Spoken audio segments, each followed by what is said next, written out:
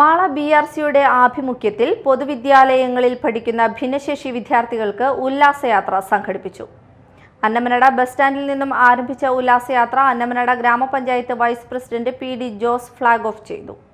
യാത്ര വേറിട്ട അനുഭവമായിരുന്നു എന്ന് കുട്ടികൾ പിന്നീട് പറഞ്ഞു.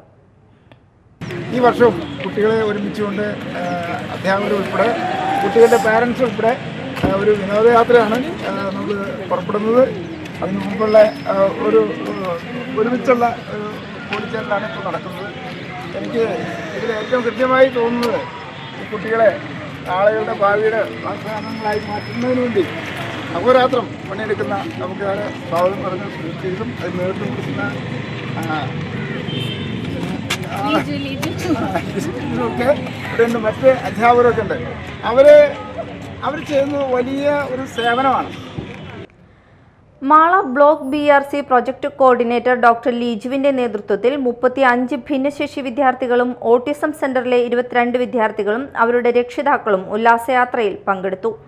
2 ബസ്സുകളിലായി പുറപ്പെട്ട യാത്രയിൽ BRCയിലെ സ്പെഷ്യൽ എഡ്യൂക്കേറ്റർമാരും സ്റ്റാഫ് അംഗങ്ങളും കുട്ടികൾക്ക് പിന്തുണയും സുരക്ഷിതത്വവും നൽകാൻ കൂടെയുണ്ടായിരുന്നു.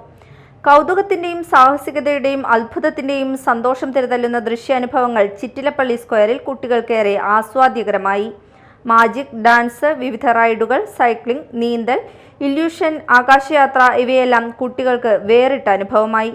Media time, Mala.